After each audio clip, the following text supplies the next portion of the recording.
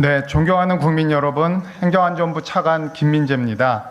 어제 국가정보자원 관련 화재로 발생한 정부 서비스 장애로 인해 국민들께서 겪으신 불편에 대해 깊은 사과의 말씀을 드립니다.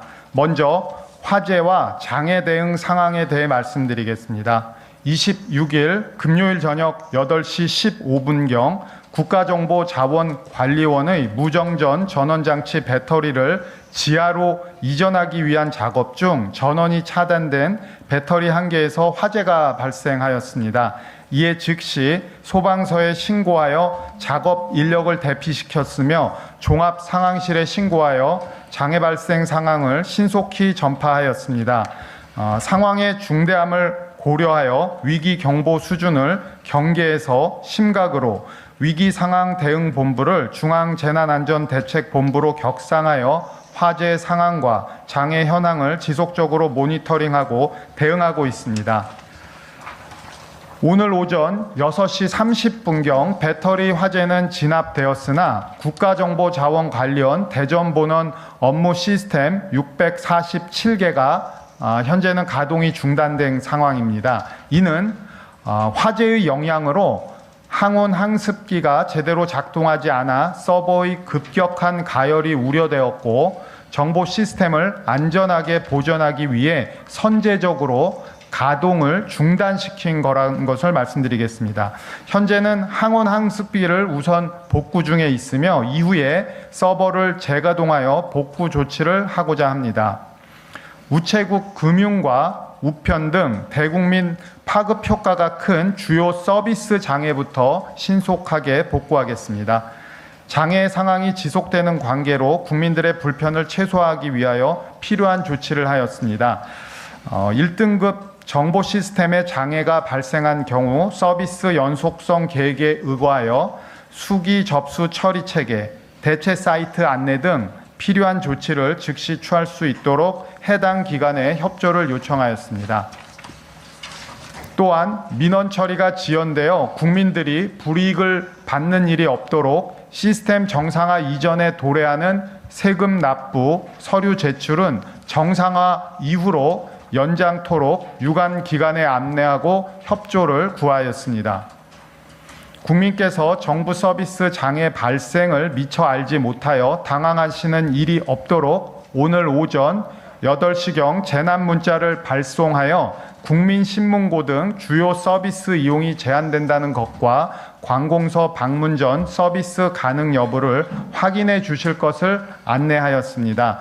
이후에도 혹시나 불편을 겪고 계시는 국민의 사례를 취합하고 적극 대응하여 국민 불편이 지속되지 않도록 필요한 사항을 적극 조치하겠습니다. 국민들께서는 다소 불편하시더라도 민원이나 서비스를 신청하실 경우 해당 기관의 안내에 따라 대체 사이트에 접속하시거나 오프라인 창구를 활용해 주시길 부탁드립니다. 구체적인 서비스 장애 상황과 대체 사이트는 네이버 공지를 통해서도 확인 가능함을 참고로 말씀드립니다. 다시 한번 이번 장애로 인해 국민의 기대에 미치지 못하고 큰 불편을 겪으신 데 대하여 거듭 죄송하다는 말씀을 드리고 장애를 신속히 복구하고 상황이 안정될 수 있도록 최선을 다하겠습니다. 이후 복구 경과와 대응 계획도 빠른 시일 내에 상세히 말씀드리도록 하겠습니다. 감사합니다. 네, 그럼 지금부터 질문 및 답변 시간을 갖겠습니다. 행안부 이용석 디지털 정보혁신실장, 이재용 국가정보자원관리원장, 소방청의 윤상기 장비기술국장이 함께 답변하겠습니다. 그럼 질문이 있으신 기자님은 손을 들어 주시고 제가 지명하면 꼭 소속과 성명을 말씀하신 후에 질문해 주시기 바랍니다. 말씀하시죠. 네, 전자신문 김지선 기자입니다. 일단 2년 전에 정부 전산망 장애가 발생했었을 때 그 당시 때 발표 대책 중에 보면은 문제가 발생해서 3시간 이내에 복구할 수 있도록 하겠다라고 발표를 해주셨었는데 지금 현재 이 3시간은 훨씬 지난 시점인데 아직까지 복구가 안 되는 이유가 무엇인지 하고 그다음에 현재 복구 예상하는 시점 같은 경우는 어떻게 좀 보고 계신지, 그리고 현재 발표된 것 가운데 그 우체국 시스템 같은 경우는 월요일부터 당장 대국민 피해라든지 그런 것들이 발생할 것 같은데, 이 우체국 시스템 같은 경우도 조금 향후 언제쯤 이제 복구 정상화가 될 거라고 보시는지 함께 말씀 부탁드립니다.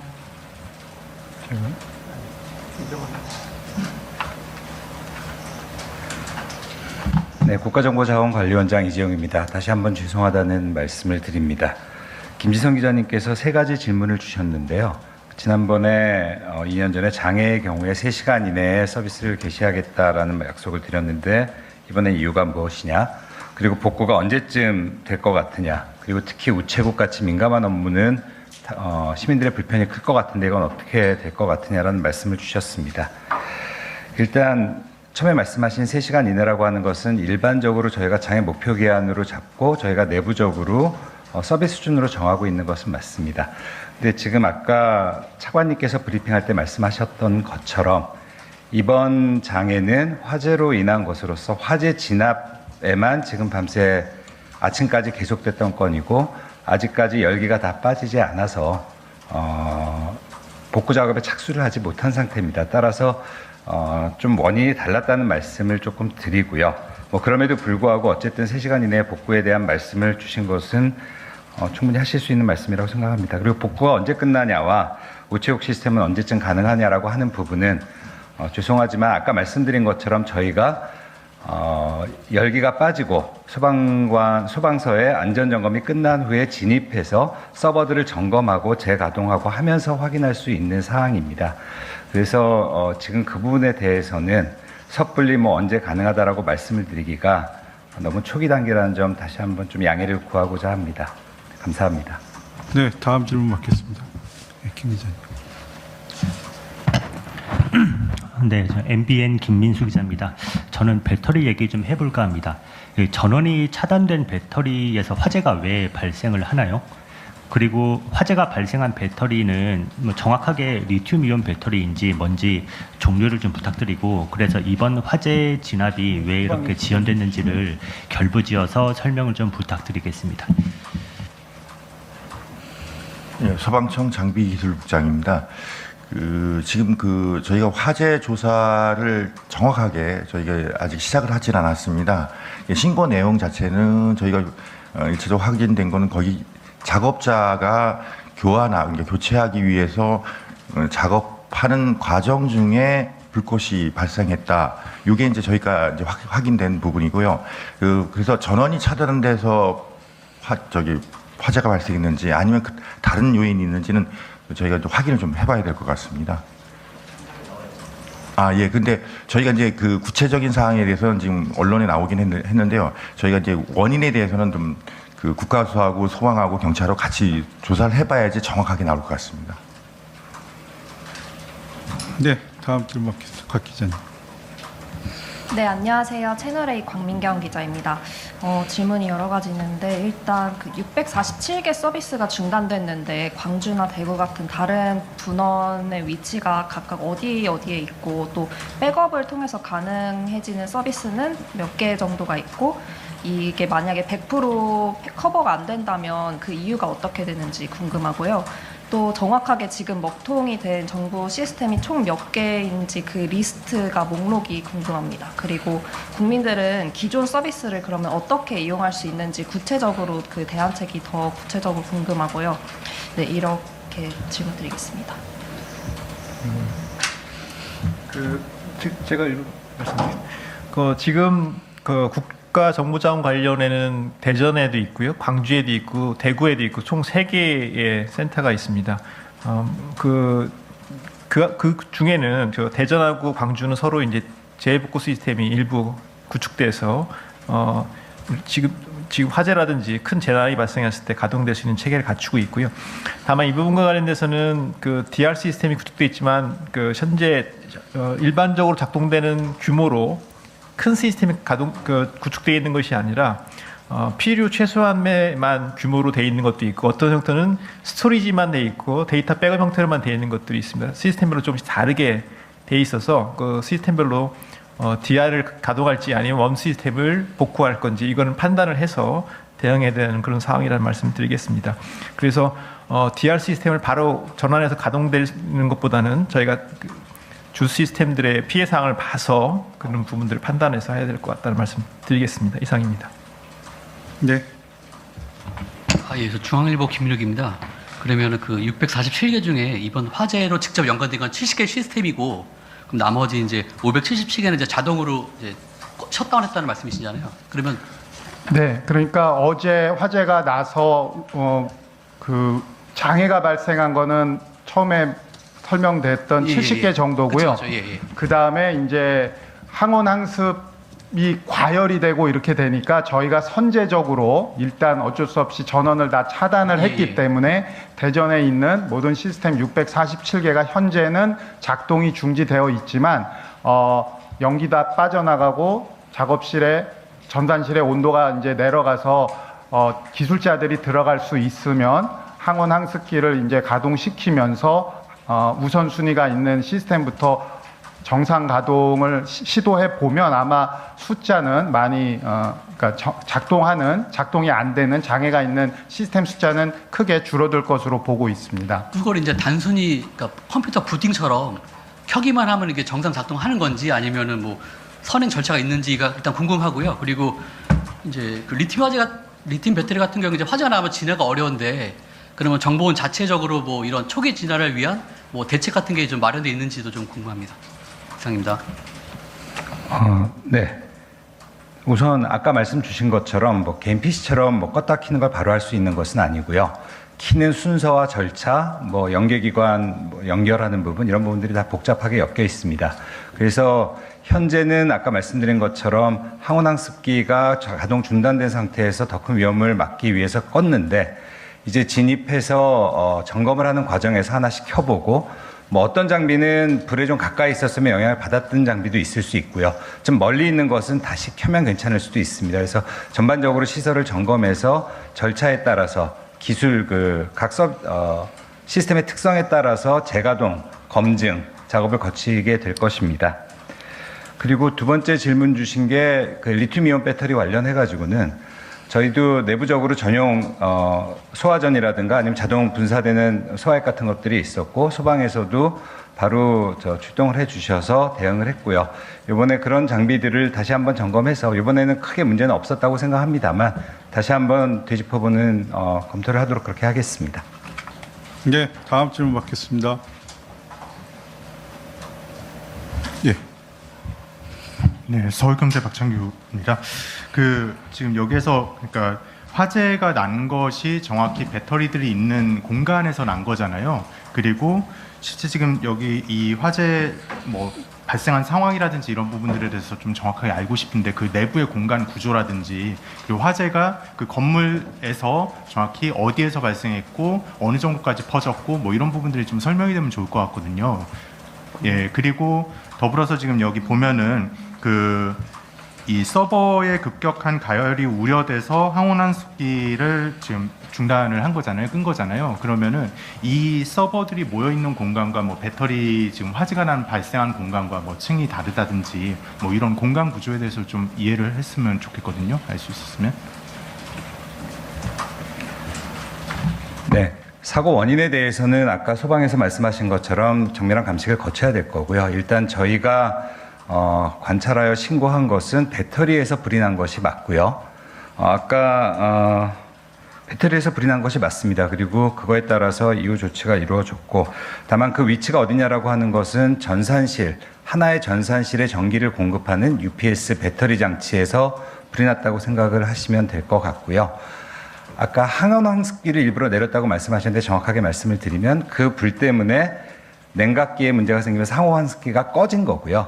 항온항습기가 꺼졌기 때문에 냉방을 유지할 수가 없어서 안에 온도가 계속해서 가열됐고 그 과정에서는 서버를 끄는 것이 낫겠다고 판단해서 전체 서버를 낮췄다는 얘기입니다. 따라서 아까 말씀드린 것처럼 큰 손상을 입지 않은 서버는 이제 상황이 호전된 뒤에 다시 켜면은 쉽게 가동이 되는 것도 있을 수 있고요.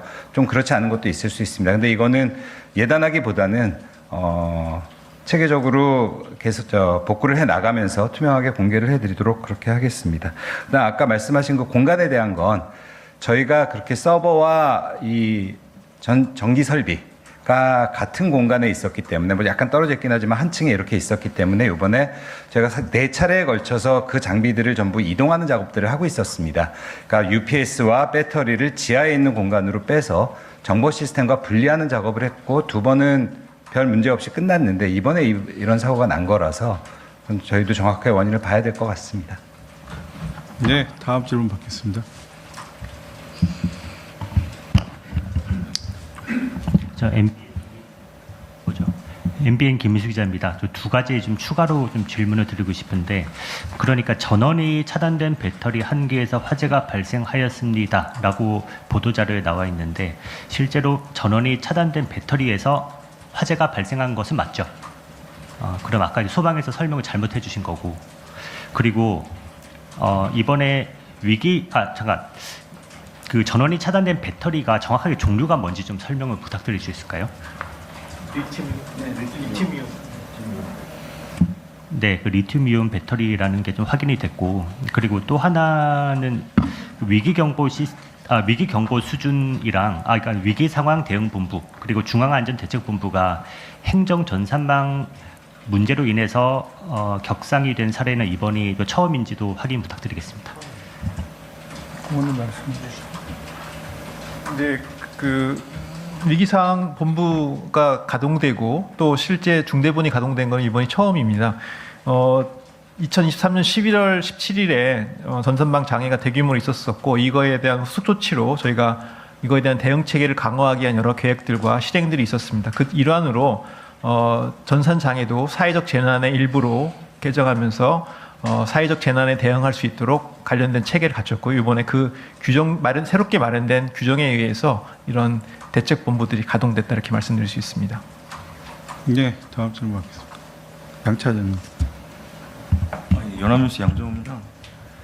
이제 국정자원이 조금 국민뿐만 아니라 기자들도 좀 생소한데요. 국정자원에 정확히 어느 정도의 정보 시스템이 있는 거고, 그리고 예를 들어서 뭐 대전에 있는 시스템을 이중화해서 어디 다른 센터에 둔다는 식으로 저희는 과거에 이해를 하고 있었는데 그게 어느 정도 이루어진 건지, 그리고 실제로 국정자원 관리는 물론 행안부 소속 책임기관이지만 관련 국가정보원에서 하는 걸로 얘기가 있더라고요.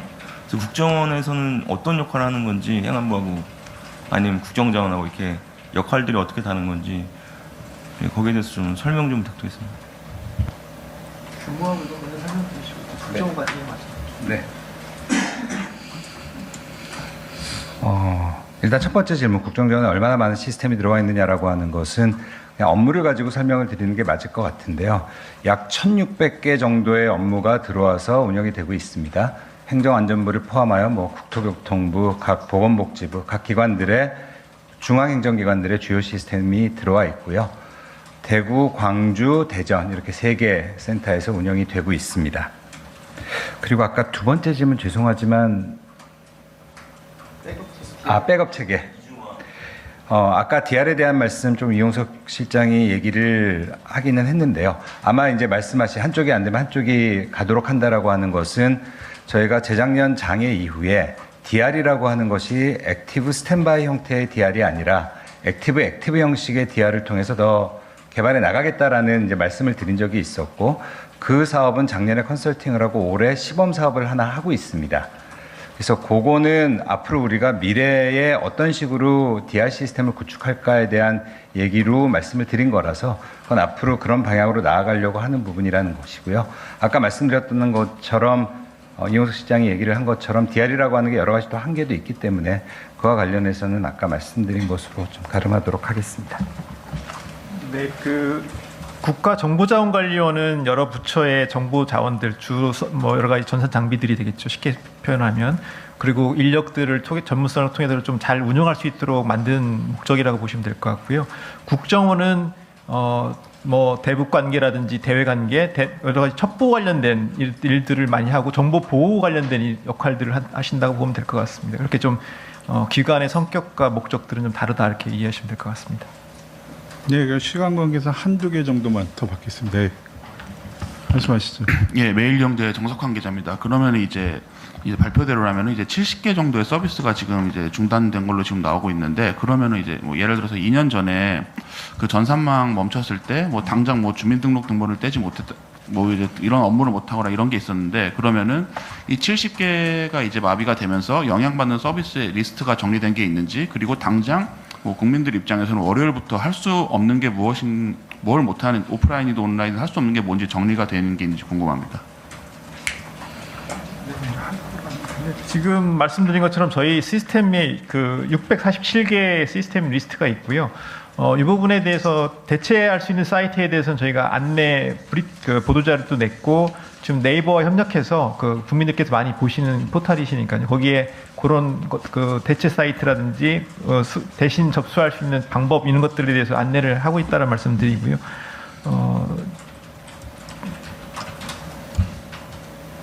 그리고 이게 실질적으로 언제 월요일 가동될지 여부는 아까 국정자원 원장께서 말씀하신 것처럼 아직 인원이 좀 안에 진입을 해서 상태를 좀 봐야 됩니다. 상태를 보고 좀 공조 장비도 복구를 하고 서비스들을 좀 봐서 구체적으로 7전산실 외의 것들은 공조 장치만 되면 많이 큰 문제 없을 것으로 예측이 됩니다만, 그런 사항들을 점검해서 저희들이 추후 브리핑 시에 좀 이용하실 때 문제가 생기는 것과 아닌 것들에 대해서 그 추가적인 정보들을 제공해 드리도록 하겠습니다. 네. 예, 저 추가적으로 그 아까 공간 관련해서 좀 알려주면 좋을 것 같은데, 방금 말씀 중에 이제 7전산실이라고 말씀하셨잖아요. 그럼 그 7전산실 안에 뭐 다른 장비들이 격벽으로 있는지, 아니면 그냥 큰 공간 안에 647개 장담하는 서버랑 UPS가 다 갇힌 공간이 있었던 건가요? 그중 일부만 이제 지하로 내려가 있는 거고? 원장님. 네. 637개라고 하는 것은 대전센터 전체를 말씀드린 것이고요. 아까 7전산실에는 처음에 얘기 나왔던 70개.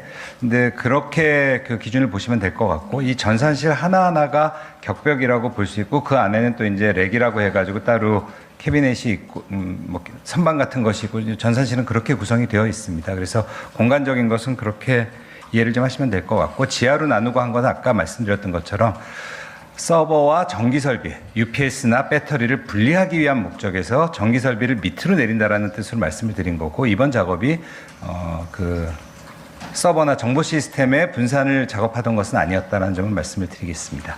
이제 시간이 많이 지나가지고 마지막 하나만 받겠습니다. 예. 네, 저 마지막으로 좀 질문을 드리겠습니다. 그 1등급 정보 시스템이라는 말이랑 2등급이라는 말이랑 좀 생소합니다. 그게 무슨 뜻인지 좀 설명을 부탁드리고, 그리고 정부에서 지금 서비스가 모두 태반이나 먹통이 돼서 그렇습니다만, 그 중에서도 특히 우선적으로 복구를 해야 된다라고 판단하신 시스템이 뭔지 좀 설명을 부탁드립니다. 네, 저희가 그 1등급부터 4등급까지 정보 시스템을 분류를 합니다.